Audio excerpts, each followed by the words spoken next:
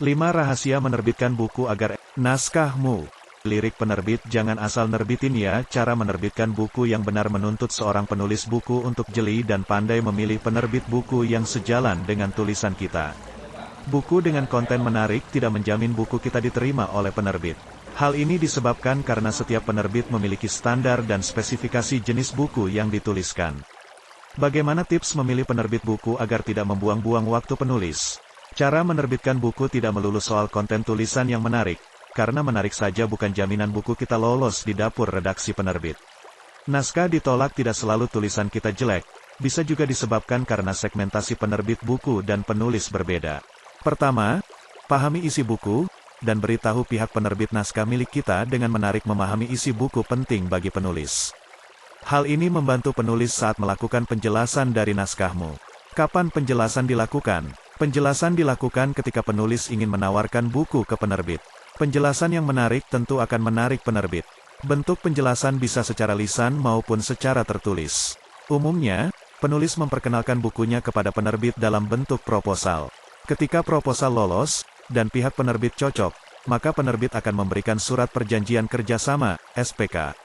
Penulis dan penerbit yang masih satu wilayah kota, biasanya akan bertatap muka. Adapun penjelasan secara lisan, dapat dilakukan ketika penulis buku mendatangi penerbit, dan menawarkan naskah secara langsung. Disinilah seorang penulis dituntut harus pandai menyampaikan hal yang menarik dari buku yang ditulisnya. Kedua, amati karakteristik penerbit buku. Mengamati karakteristik penerbit buku sejak awal membantu penulis lebih efisien secara waktu. Masa pengajuan naskah ke penerbit minimal 3 bulan, bahkan bisa 6 bulan sampai 1 tahun lamanya. Dengan mengenali karakteristik dan minat penerbit, membantu penulis lebih menghemat waktu, tidak terlalu lama menunggu. Terutama untuk beberapa penerbit mayor, penerbit yang skala besar. Penerbit mayor, mereka lebih menitik beratkan pada isi dan tema. Misalnya, apakah tema yang diangkat sama dengan kebanyakan buku, atau berbeda dan unik. Beberapa penerbit skala nasional, mereka lebih mengutamakan buku yang jarang diulas oleh penulis kebanyakan. Sedangkan buku-buku turunan, atau buku yang hampir sama biasanya akan ditolak. Tipsnya, jika memiliki buku yang sudah banyak diulas, upayakan untuk mengirimkan ke penerbit yang memang tidak banyak persaingannya.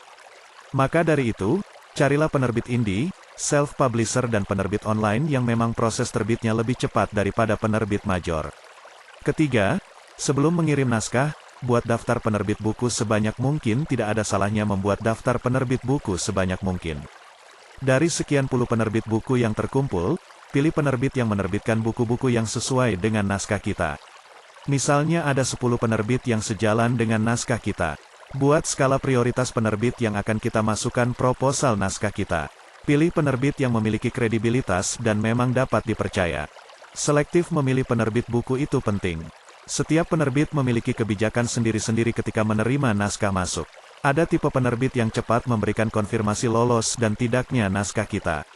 Namun ada pula penerbit yang lambat memberi konfirmasi, dengan banyak alasan, baik itu alasan karena banyak naskah masuk atau penerbit terlalu banyak kegiatan.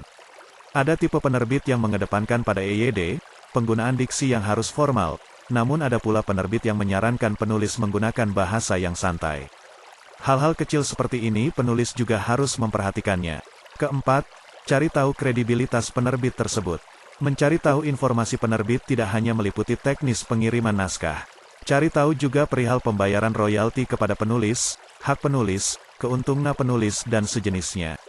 Karena ada beberapa penerbit nakal, tidak membayarkan hak penulis, terlambat hingga berbulan-bulan dan pencairan yang tersendat-sendat. Karena tidak semua penerbit memiliki loyalitas dan tertib memberikan hak-hak kepada penulis. Bagaimana cara mengetahui informasi tentang penerbit? Kita bisa menanyakan teman yang sudah lama menjadi penulis di sana.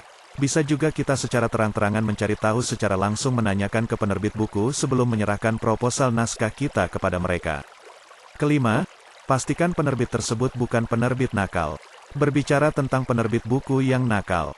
Seorang penulis wajib waspada. Tidak semua penerbit berkredibel, dan banyak penerbit nakal.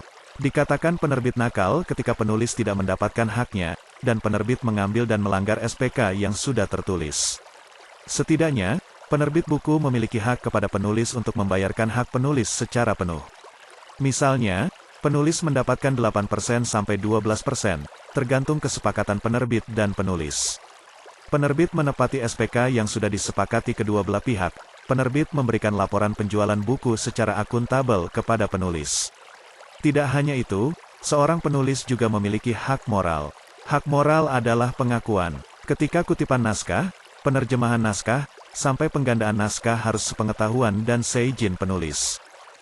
Dari kelima poin di atas semoga membantu meminimalisir terjadinya penolakan naskah dan menghindarkan salah masuk di penerbit nakal. Apakah Anda masih bingung memilih penerbit mana?